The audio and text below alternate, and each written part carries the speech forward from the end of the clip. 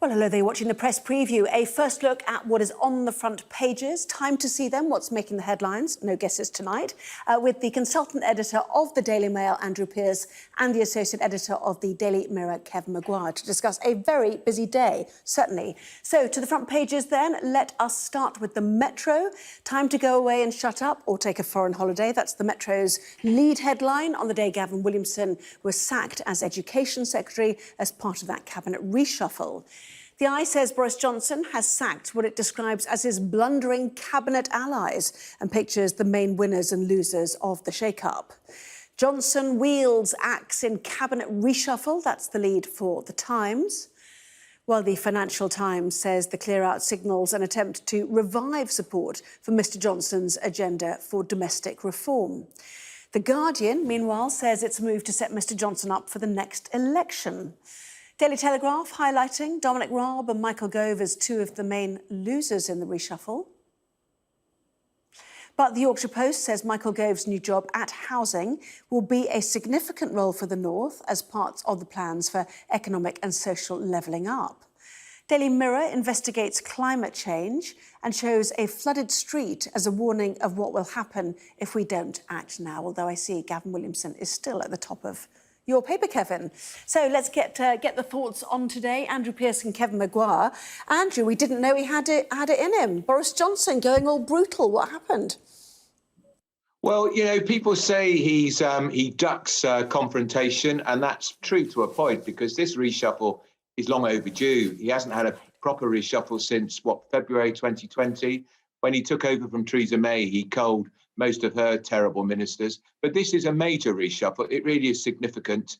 A new foreign secretary, only the second woman foreign secretary. She's the darling of the Tory faithful because she's pulled off so many trade deals as international business secretary. Not all of them are hugely valuable in terms of money, but it's good for morale. And Dominic Raab, of course, demoted, but not without a struggle. He's been moved definitely downwards to Justice Secretary, but there was an unseemly struggle where he obviously stamped his feet and folded his arms and refused to cooperate until he got the bauble of Deputy Prime Minister, which doesn't mean a lot, really. I'm trying to think who the last one was. It was in 2015, so that might have been Damien Green. Can't remember.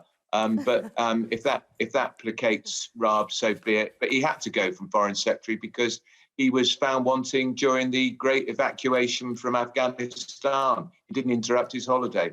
He didn't make a very important phone call, which he should have made, to his opposite number in Pakistan, which might have helped some of those Afghan translators and interpreters who risked their lives for the government and the British military to get out of Kabul. And quite a lot of them, unfortunately, are still there.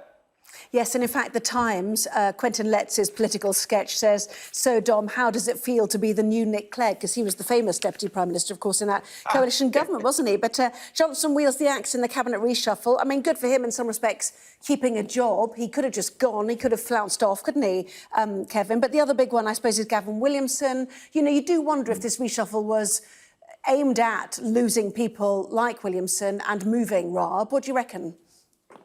Well, I think Dominic Raab must now regret not backing Labour's plan to outlaw fire and rehire, because he gets fired as Foreign Secretary and then he's rehired in a more lowly position as Justice Secretary. But getting that title of Deputy Prime Minister, it's a bit unseemly when he's haggling for himself. But it does mean he will get and continue to retain access to the Chevening country house in Kent, where he can lie on those sun lounges rather than in the Med. But Gavin Williamson, we just saw pictures of him there. I mean, he was the most useless education secretary in history. He's given an interview to his local paper, the Wolverhampton Express and Star, in which he claims he's left education in a good place. I think he's probably the only person in the entire United Kingdom, if not the cosmos, who thinks that is the case. But one thing I just pick Andrew on is, he said it's a big reshuffle. In some ways it is because 4 ministers are out of the cabinet. But when you keep 2 of the 3 great officers of state unchanged, The Chancellor, Rishi Sunak, and Priti Patel has survived as the Home Secretary, despite failing on her own terms over, for instance, migration and people in boats over the Channel. So she can count herself pretty lucky. Maybe she's just got one last chance. Lucky she's supported Brexit. That may have helped her. But I just wonder how significant the changes really are. Education is a big change. Foreign Secretary, of course, although Liz Truss, who's replaced her, will be out of her depth in a puddle. And housing is going to be quite interesting because it's Michael Gove, who has the ability to be radical if he wishes. He could have made a good Justice Secretary if he's been there. But Liz Truss she's the minister for Instagram. All she likes to do is have pictures of herself posing in various places around the world. So I suppose if that's what she thinks global Britain is, we'll see her everywhere, just pictures of her. Yeah, I'm interested on Gove, just quickly, that the Telegraph suggests he's lost out here, because the Times points out, as did the tweet from the Prime Minister, that this is all about the levelling up agenda. And of course, as well as housing, Mr Gove, your great friend, Andrew, has to protect the union and deliver levelling up, which seem two big planks of the government's agenda in the years ahead. Yeah, look, he's moved from Cabinet Office, where he had a roving brief. He was very involved behind the scenes in lots of different projects, and some ministers said he rather interfered too much. But he was bored, he wanted out of that. And housing actually is a hugely, hugely important part of the whole levelling up process. Boris Johnson's expression, levelling up, they've got to sort out some of those northern constituencies which have been neglected for decades, and housing is a key part of it. Now, his predecessor, Robert Jenrick, came up with a brilliant idea to alienate every Tory backbencher and every Tory councillor of building massively on Tory Greenbelt land. Ridiculous. Nobody wanted that. There's lots of brownfield sites that can be developed. There's lots of existing housing that can be improved. And I think Michael Gove, far from being demoted, I think he's one of the more interesting appointments, because he is one of the cleverest people in the cabinet by a long chalk. Even Kevin Maguire will concede that. And he is a radical thinker. He was radical at education, but too radical for David Cameron, who booted him out of that job.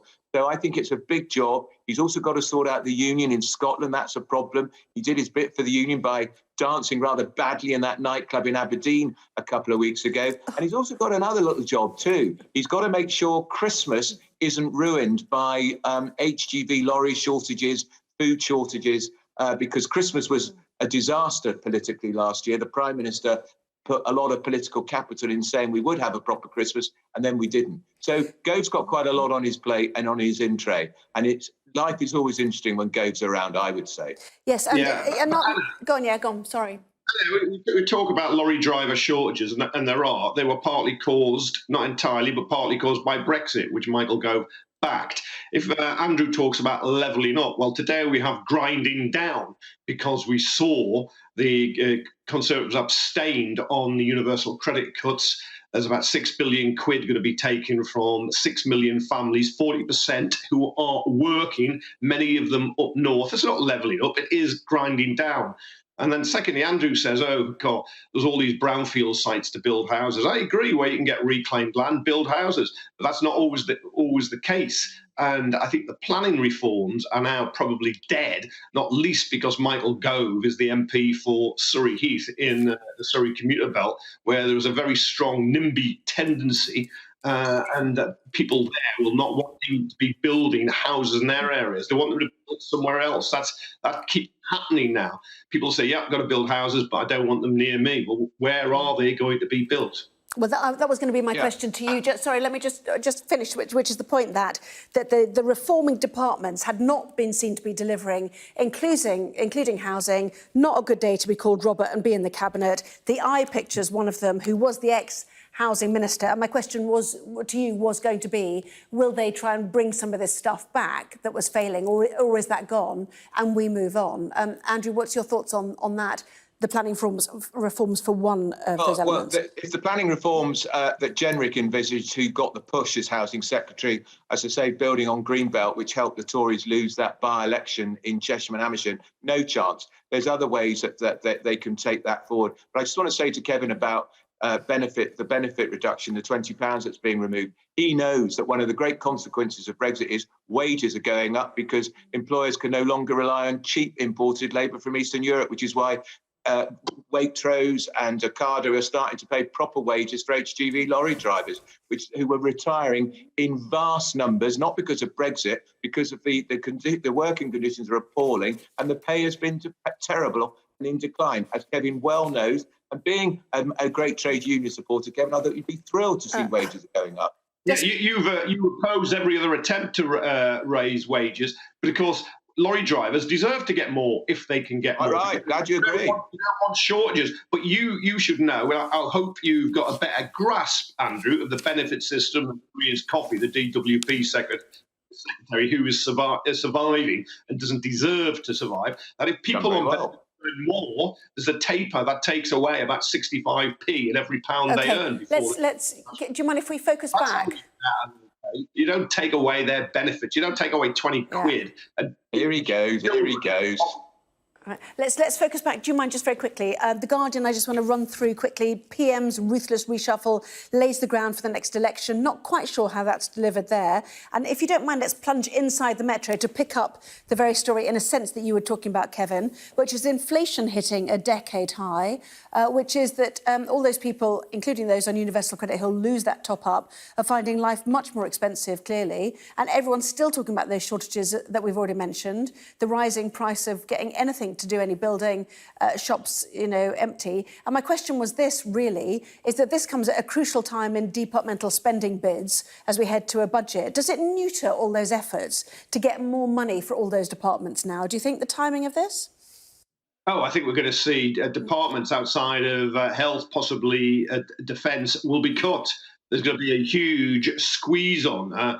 The Chancellor often likes to play Father Christmas, but then he's actually Scrooge when you look what's inside his sack. And but for many people, it's a terrible time, because if you're one of those 6 million low-paid families, you're going to lose your universal credit. The 40% who are in work, if they're earning over £9,000 a year, will start paying higher national insurance. And then you see inflation at 3.2%. Well, nurses were getting 3%, but police officers and others in the public services were getting nothing. So there was going to be a cut in living standards. I think Boris Johnson thinks he can get away with it, but there's going to be a day of reckoning. People will see through him, and all of a sudden he will find that they're just not laughing with him. They'll snarling at him. Yeah, one more thought as we look through the faces that the papers have chosen to put on the front. The Financial Times as well, Liz Truss, Michael Gove, Dominic Raab, Gavin Williamson with the up, up, down and out, which I quite like. And then if we go back to the eye again, two people we haven't talked about. One, the former vaccines minister promoted, and Nadine Dorries. Now, I'm a celebrity. Fans will remember her. People who like her books remember her. She's quite colourful, isn't she, for the role of Culture Secretary? Andrew, just quickly. I think she's a terrific choice. She's outspoken. She's controversial. She's anti-woke. She'll give the BBC a hard time. She will be really lively. She's written books. She's appeared on a reality TV show, I'm a Celebrity. Was it I'm a Celebrity? Get Me Out of Here. So she knows about entertainment. Her books sell very well, and she's cheered up a lot of Tory MPs because that was a surprise appointment. And she will be lively, and she will shake things up. Channel 4 is due to be privatised. Good. It should never have been state-owned in the first place. And she will keep the BBC on its toes, and so she should, because the BBC is a hotbed of left-wing bias, and she will be pointing that out on a regular basis in her usual provocative, outspoken way. Good appointment. I remember, Anna, when Nadine Dorries about a decade ago said 70% of her blog telling constituents how hard-working she was actually fiction. Absolute fiction. She was writing fiction then because it didn't match up to her expenses claims. I think she's got two jobs at Culture. One is to privatise Channel 4, which you'll find nobody thinks is a good idea outside of a small group of right-wingers like Andrew and some in the Tory party. It was set up by Margaret Thatcher, your heroine. You want to go and have a word with your life-size cutout when you get home later tonight.